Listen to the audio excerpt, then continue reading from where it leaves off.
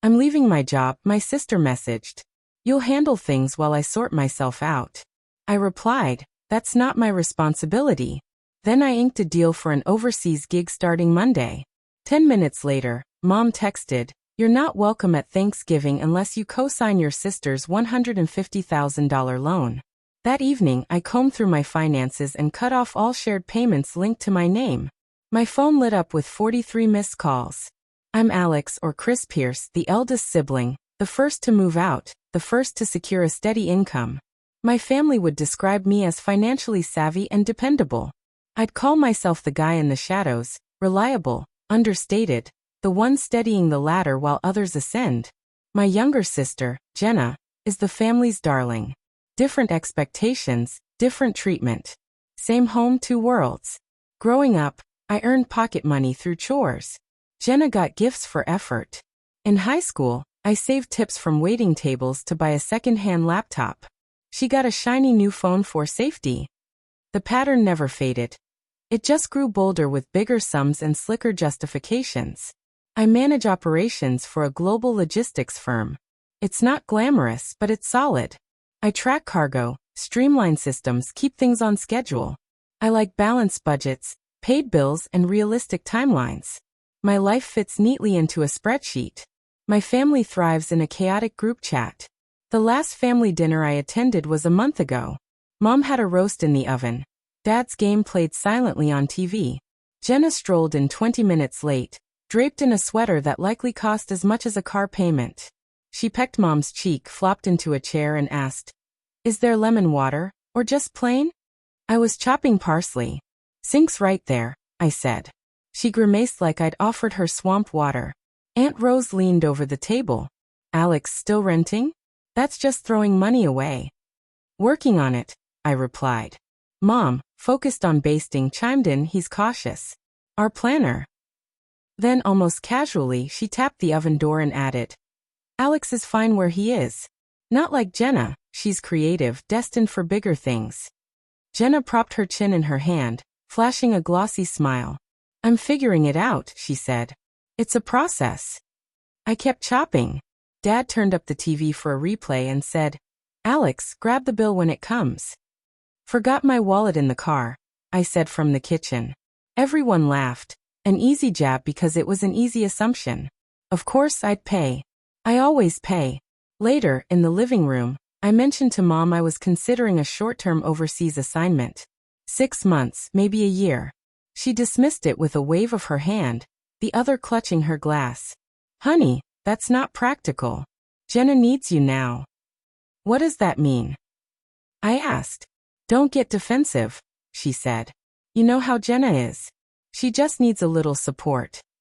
Jenna wandered in, glanced at her reflection in the dark TV screen, and told me, you'll get it when you loosen up. Something familiar and heavy stirred in me. Not anger, but the weight I felt as a kid when group projects landed on my shoulders because everyone wanted the grade without the effort. I set the knife down. Desserts in the fridge, I said. Aunt Rose called from the table. You're such a grown-up. Then, quieter to Mom, thinking I wouldn't hear. You're lucky to have him. Mom didn't whisper back. Of course we are. That's family. A pause followed, the kind where you're expected to nod, agree, and be thankful for being needed. I nodded anyway. That was the moment. No drama, no outburst, just a quiet reminder of the rules. Jenna dreams. I clean up. Jenna searches for herself. I open my wallet. That night, lying on my couch, staring at the ceiling, I felt that old weight settle in. The one you confuse with love because it grew up in the same house. I barely slept. Mom's words looped in my mind. She needs you right now. Right now was about to become a dollar amount. I could sense it. The money request started small. Put it on your card, we'll square up. First, a family phone plan, just for a year, Mom said. 1 year turned into $216 a month. Then Netflix, $14.99. Then, can you add Jenna to your car insurance for now? $1.96 extra. I told myself it was fine. I could handle it. It kept things calm. After college, I stayed home 2 years to help when Dad's hours were cut. I covered half the mortgage temporarily. Temporary became don't upset the balance. When I moved out, I left my name on the utility bill because autopay was already set up. We'll switch it next month, Mom said. Next month got delayed by birthdays, Grandma's surgery life. I tracked it all in my phone, dates, amounts, confirmation codes. It looked like a normal notes app, but it was a ledger of small surrenders. Meanwhile, Jenna tried things.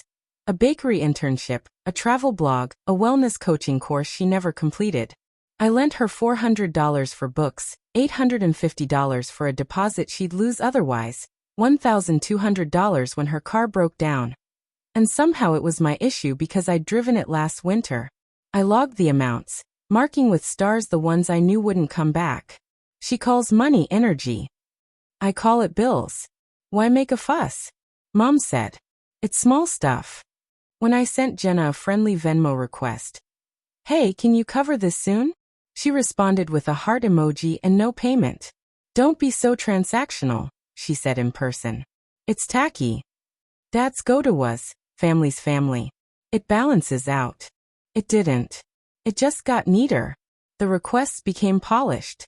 It's easier if one person handles payments. Mom texted once, attaching a photo of the water bill, my old account number circled in blue.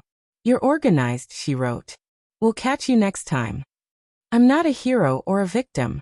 I'm just a guy who can do math. I kept helping because arguing felt worse. Like leaving a light on for people who might never show up. Last winter, I was offered a year-long stint in our Dublin office. Housing, travel, a raise. Everything I want when I'm honest with myself. I half accepted, then hesitated. Leaving wasn't just leaving, it was deserting, it was acting superior. I told Mom in January. She said, we'll discuss it after Jenna figures out her next move. That move became Caleb and an apartment they couldn't swing. He's okay. Wore a beanie at Thanksgiving called Mom Ma'am, which she loved. By March, they had a dog. By April, Jenna quit her job. Her boss was toxic. By May, the group chat erupted. Rent's a scam. Landlords are leeches. Capitalism's a crime. I muted it for 8 hours and took a walk. By June, I'd covered 3 small expenses. The phone bill when Mom's car broke down, car insurance when Jenna hit a Venmo cap, a vet bill for Daisy. $216, $96, $347. Light costs that grew heavy when stacked. Mom's language shifted to we need, or we're all pitching in. If I asked who we was, she'd sigh. Alex, don't start. You know what I mean. I did. Then came the $150,000. Not in a text, but a white binder with dividers, slid across the table like a sales pitch. Jenna's starting a studio, Mom said. A solid plan, a year's runway. She just needs a co-signer for better terms. A co-signer? I echoed. Dad cleared his throat. Just your name. It shows trust. It shows liability, I said. Jenna twirled her hair. It's not a big deal. It's exactly a big deal, I countered. $150,000 is a big deal. It's an investment in family, Mom said. We'd do it for you. They wouldn't. They never did. I shut the binder and pushed it back. I can't co-sign alone, Jenna. I love you, but no. She rolled her eyes like I'd hogged the last slice of pizza. Wow, so stingy. That night, Mom cried on the phone. Dad didn't. Aunt Rose sent a voice note about seasons of giving. Jenna posted an Instagram story about sibling greed and financial control. Caleb sent a thumbs down. I set my phone face down and watched the ceiling fan spin lazily. The Dublin offer glowed in my inbox like an open gate. I felt a breeze through it. Then came the real ask, the one I'd heard coming like a distant rumble. I'm quitting my job. You'll support us while I figure things out. Not spelled out, but clear as day. It hit on a Wednesday at 8:12 a.m. I was brushing my teeth when my phone buzzed. Jenna, I'm done with my job. Too much stress. You'll cover us while I find myself. No question, just her usual certainty of a soft landing. I rinsed, looked at my tired reflection, and typed, not my job. I hit send. My hands didn't shake. I wasn't harsh, just clear. Within a minute. Mom, call me now. Jenna, are you serious? Caleb, bro. The Dublin offer was open on my laptop.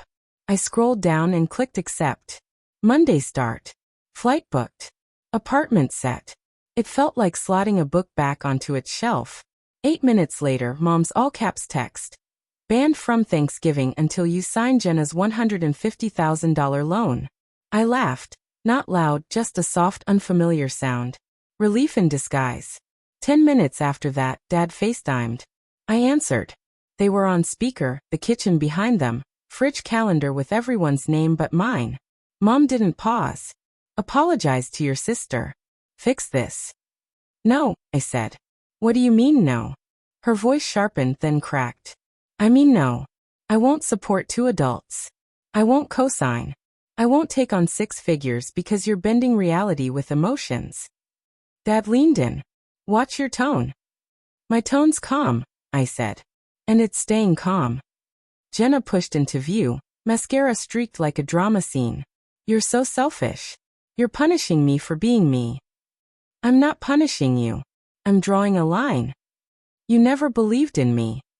I believed in you when I paid for your books, your insurance, your phone plan, your vet bill, when I showed up to 3 launch parties for projects you dropped by Tuesday. She gasped. You're keeping score? Yes. Because I'm the one settling it. Mom tried another tack. If you leave, you're abandoning us. I leave Monday, I said. For work, not spite. He thinks he's above us. Jenna sobbed, all theatrics. I sat up, spoke like I do at work, precise. This isn't payback. It's freedom. Silence. Then Dad's sharp laugh, the one he uses when he thinks he's won. Freedom from what? From pulling your weight.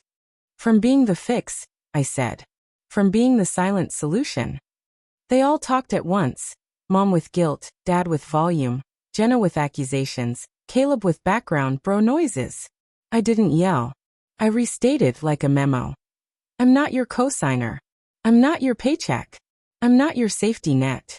Dad jabbed the screen. You'll regret this.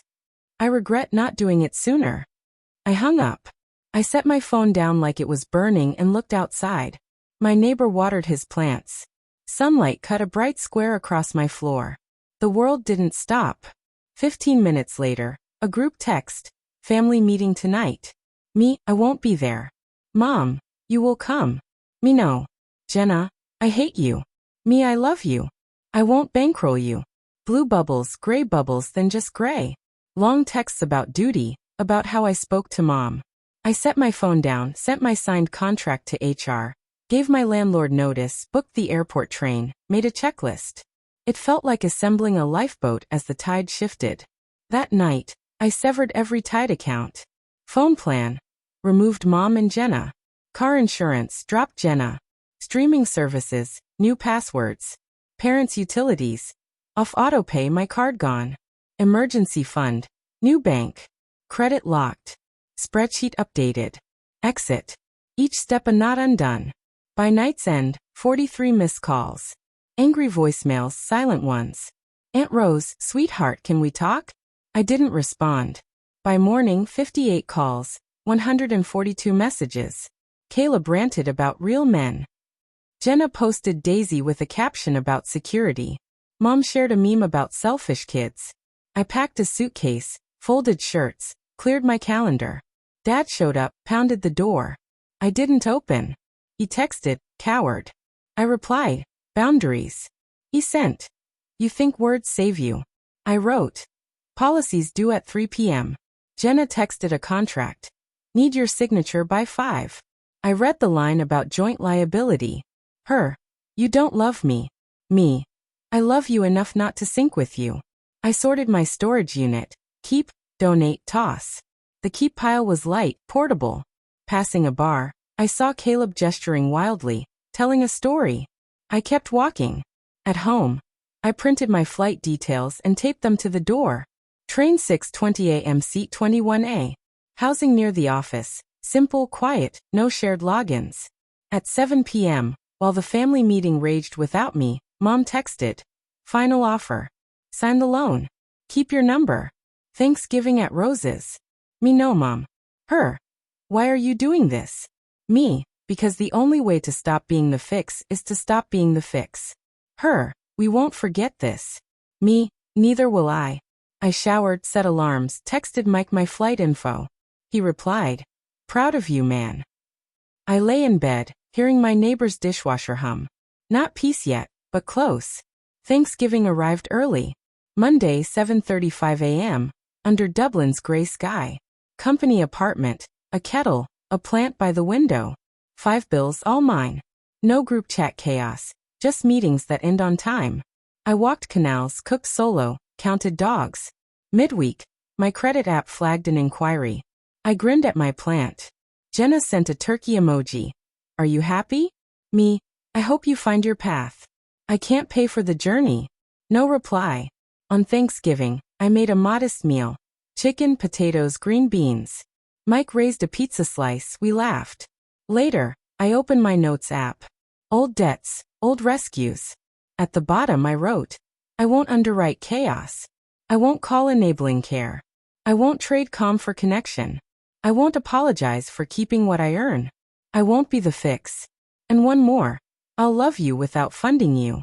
Closure isn't a slammed door. It's one you stop propping open. I'm not banned from anything that counts. I eat what I make. I answer what I want. I save. I rest. This isn't vengeance. It's about not confusing being needed with being loved. Not being a wallet with a pulse.